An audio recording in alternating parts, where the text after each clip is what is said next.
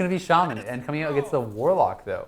So it is going to be the Warlock here for Realz coming out, and this is fun. I mean, it's going to be that more kind of modified aggro lock coming out against the Shaman deck that does have a lot of those kind of early strong minions. He's going to mulligan his whole hand, does get that Unbound, which is pretty nice to start off.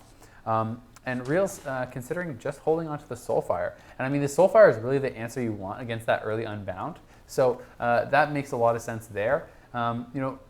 Why do you think he's not going to hold on to the Voidwalker or the Elven Archer? He doesn't have too many of these 1-drops. I mean, I guess he's looking for more, the Flame Imp or the Leper Gnomes. I think that Leper Gnome is clearly in this build the 1-drop you want more than anything else. But probably your second one is either Argent Squire or Voidwalker. Okay.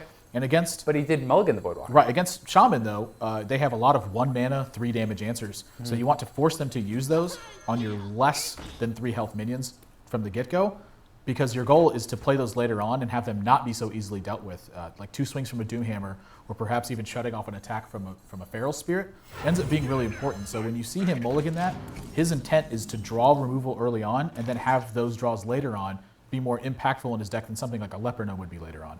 Makes a lot of sense. And debating for a second there whether we wanted to coin out that Abusive Sergeant or whether we wanted to save it for removal, and it is going to be used here. So now, staring down at these 2 minions, do you consider blowing both the Lightning Bolt and the Rockbiter right now? If you go for the Overlord now, then you can't get that Unbound out in turn. So I think he's just going to use the Rockbiter and hold on and wait for that Unbound, because he wants that turn 3 Unbound. Going into Overlord would mean his next turn is going to be terrible. Right.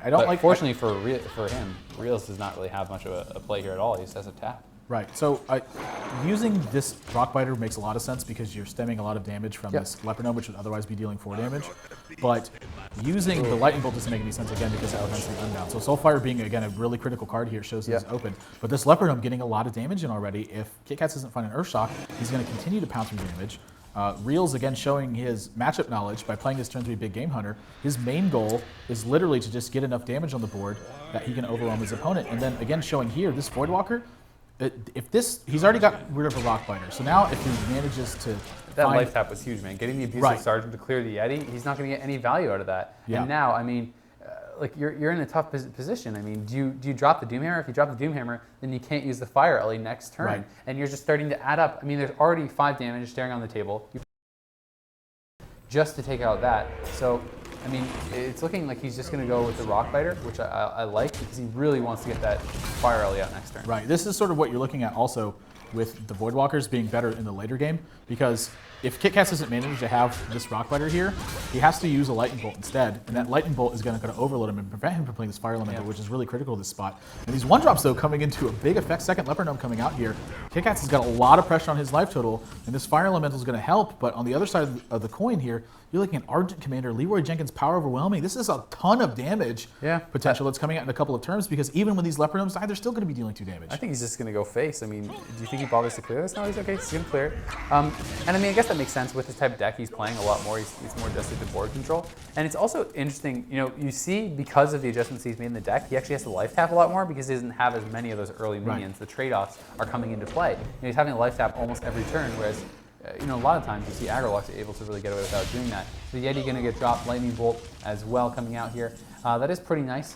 Now, I mean, we have the Harvest Golem there. We have Leroy Power Overwhelming. So we have to always keep in mind he has that 10 damage kind of from that coming out eventually. So he only really needs to get a couple more damage in, and the game could be over. Right. Touching on the life tap, when his deck is focused in this point, it's not like a disadvantage. He has a life tap. He's actually taking advantage of this hero power, because the Warlock hero power is probably second to none in terms of actual deck building. 2 life to draw a card for 2 mana is a fantastic deal when you have 30 points of health. So when he's able to utilize it this much, it sort of accentuates the fact that he wants to trade with the board so often, because he's going to have more cards on average to help clear these boards out. He wants to minimize his impact from something like Lightning Storm. He wants to continue to, again, put a lot, because he's still putting a lot of pressure on the life total here. You notice Kitkatz is at 15. He's holding 10 in his hand. There's potentially 4 more on the board from this Leper Gnome. He's got to find a way to deal 1 damage and then get past taunts. But he also has Black Knight and Shadow Flame in his hand. Oh, and he draws Arcane Golem. That is such a nice draw there. Yeah, so on 8 mana, you're going to see Leroy Arcane Golem with his Power Overwhelming. You potentially will see the Arcane Golem this turn as well, because he may want to find a way to push through with his Shadow Flame and Leroy. He may want to have the Black Knight and everything for next turn. You want to kind of get that damage in, which makes a lot of sense. And he's actually going to, he's going to Power Overwhelming the Leper Gnome. Oh my god. He is not kidding around. He's down to 5 HP. He has the Leroy. He goes to 3 for the Leopard Gnome too. Yeah. Oh wow. Wow, this Zoo deck showing it how well it's built coming into this point. Again, his consistent pressure throughout the course of the game, in addition to having access to all these cards because he's able to life tap so much more often. And this is so sad because he's going to Defender of Argus here, almost guaranteed, and it's just going to get Black Knighted. Yeah. I mean, he has to Defender of Argus the Yeti. What else can you do? There's not really any other options here I don't see. So, I mean, that means the Black Knight is going to come in huge. He already has that sitting in there, and what better in this deck to Black Knight than a Defender of Argus up Yeti? Like it's just so perfect. And you know, another key difference here in Real's deck is there's no Doom Guards. Right. You know, so he doesn't have. You talked about the advantage of having all those extra cards. He also doesn't have the potential for 4 discards from those 2 Doom Guards. So it's very interesting, and honestly, coming out to be extremely effective. And it looks like he is just going to taunt both those cards up. I mean, what else can he do? Yeah, this is pretty tough to deal with. I think he's actually going to taunt up this 2/2 here because he wants to clear this Arcane Golem out. Yeah. Oh, no, he's not going to do that. Okay. I lied. Straight to the face. Now this position ends up being a little bit scary because it's like Realz has Shadow Flame, so the game's over. Yeah. Because this Leroy is going to be able to Shadow Flame for 6 points of damage. So not taking out this Arcane Golem actually comes back to kind of haunt him in terms of this particular turn. I don't know if Kitkatz is going to be able to pull out this game anyway. So game 1 goes over to Realz on the back of this kind of wonky looking Zoo deck that is using the fact that traditional Zoo decks are so very easy to predict their builds that he's utilizing